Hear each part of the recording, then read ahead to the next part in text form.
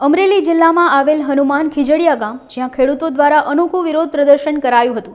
જય જવાન જય કિસાનના નારા સાથે ખેડૂતો ટ્રેક્ટર લઈને નીકળી પડ્યા હતા। આ રેલી ગુજરાત કિસાન કોંગ્રેસ પ્રમુખ પાલભાઈ આંબલિયા અને જિલ્લા કિસાન કોંગ્રેસ પ્રમુખ સત્યમ મકાણીની અધ્યક્ષતામાં યોજાઈ હતી।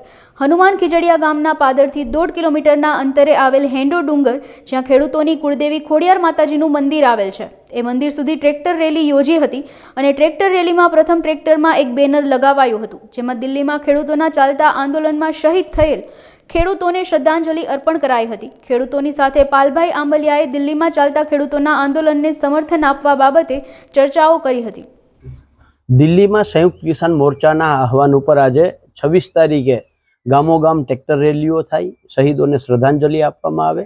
એ જે કોલ હતો એ કોલના અનુસંધાને ગુજરાતના વિવિધ ખેડૂત સંગઠનોથી બનેલી ગુજરાત કિસાન સંઘર્ષ સમિતિ દ્વારા આજે હનુમાન ખીજડીયા ગામે શહીદોને શ્રદ્ધાંજલિ આપવા માટે ટ્રેક્ટર રેલી કરી અને હારે હારે ગુજરાતના ખેડૂતોનો જે પાક વીમો ખવાઈ ગયો, ચોવાઈ ગયો, જે ભ્રષ્ટાચાર થયો છે એના પત્રકો હિસાબો જાહેર કરવામાં આવે, ગુજરાતમાં જે ખોટી અને ભૂલ ભરેલી જમીન માપણી છે એ રદ કરવામાં આવે અને દિલ્હીમાં ચાલતા ખેડૂત આંદોલનને સમર્થન આપવામાં આવે।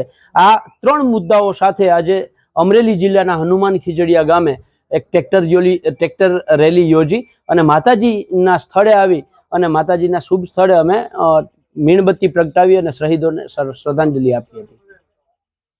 હનુમાન ખીજડીયા ગામ અમરેલી જિલ્લાનું છેવાડાનું ગામ છે। હું સત્યમ મકાણી કિસાન કોંગ્રેસ પ્રમુખ।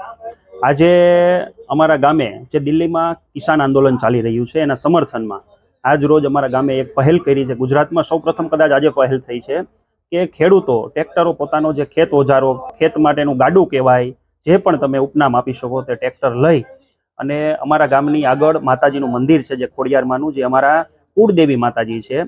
અમારે ખેડૂતો બધા એની પાસે આવી અને 2 શહીદ થયેલા છે જે અમારા ખેડૂતોના આંદોલન દરમિયાન, તેને અમે આજે શ્રદ્ધાંજલિ આપી અને માતાજીના ચરણોમાં એ જ પ્રાર્થના છે કે હે મા જગદંબા, જે આંદોલન ચાલી રહ્યું છે, જે આ બેરી મૂંગી સરકાર આંદોલનકારીઓની ઉપર જે લાઠીચાર્જ કરે છે, જે ગોળીઓ વરસાવે છે, એને સદબુદ્ધિ આપે અને અમારા ખેડૂતોની જે પણ માંગ છે એ માંગ તાત્કાલિકના ધોરણે સ્વીકારે, જેથી કરી આ ખેડૂતો છે તે પોતાના વતન પાછા જાય અને દેશની અંદર જે શાંતિ અને અમન છે એ પાછું કાયમની માટે રહે, એવી જ માગણી સાથે એવી જ માં ખોડિયાર જગદંબાને અમે પ્રાર્થના કરેલી છે।